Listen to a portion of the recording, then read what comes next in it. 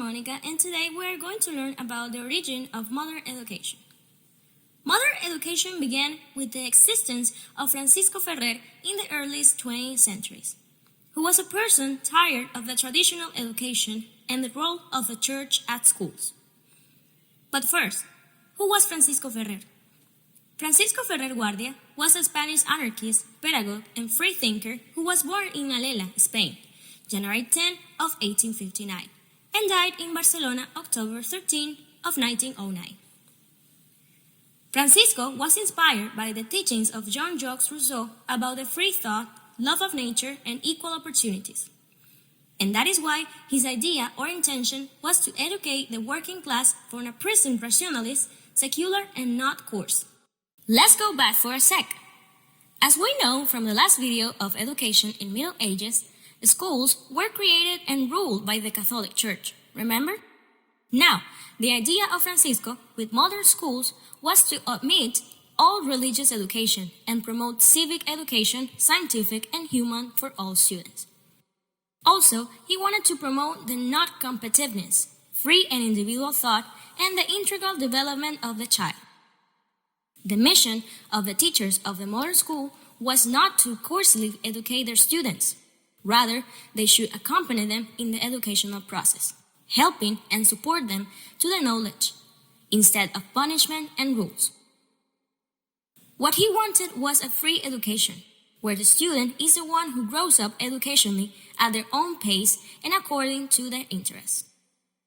Another comparison we can do between education in Middle Ages and modern school is that schools were only for boys and rich people, but modern schools were opened admitting both males and females, and both rich and poor students, promoting the equality between social class and genders, promoting the feminism taking into account the period they were in.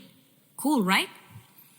Some other characteristics of modern schools are: students and teachers are equal.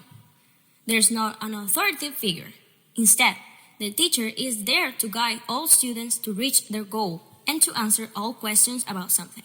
They use game as a tool of learning. Exams were not an option to evaluate the process of learning.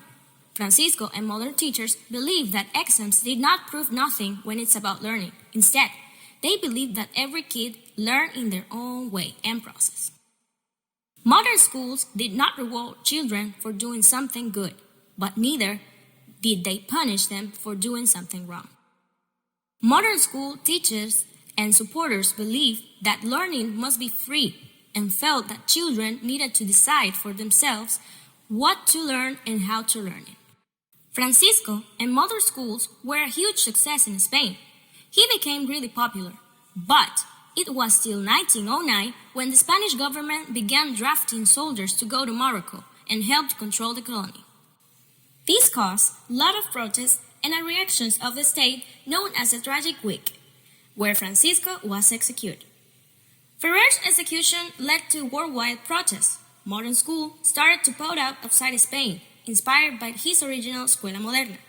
And after his death, more than 200 were opened and started in Spain, and 20 up in the United States, including one in New York City that eventually moved to Stelton, New Jersey. In 1910, anarchists formed the Francisco Ferrer Association, which later became the Modern School Association of North America, to spread Ferrer's teaching and build a network of American modern schools. Charter members include Emma Goldman, Leonard Abbott, and Harry Kelly. By the time of the First World War, modern schools were operating in Philadelphia, Detroit, New York, Seattle, Portland, Chicago, and Salt Lake City, with more soon to follow in San Francisco, Los Angeles, Boston, and Patterson. Classes were taught in English, Yiddish, Jewish, Italian, and Spanish. While most of the modern schools only last a few years, the Stelton School lasts for 4 decades. And there's a picture of one of the modern schools in 1911 in New York City.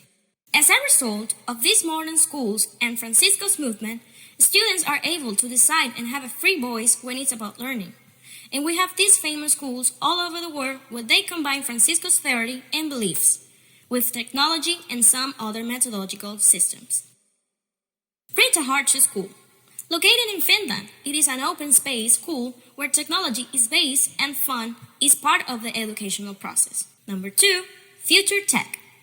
Located in Egypt, is a school where technology is the main tool to motivate students with the learning process.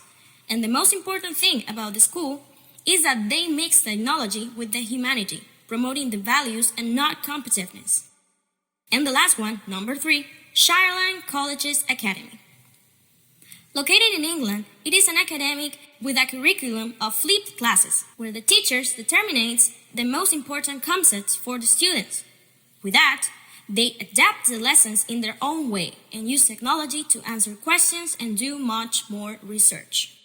In conclusion, who would say that Francisco Ferrer movement would change things in education that much? Turning the traditional into something fun, motivating children to learn at their own pace and to change the teachers' ideologies by being guides and not authoritative figures. Definitely an icon of modern education. Hope you had enjoyed this video and learned something. Bye!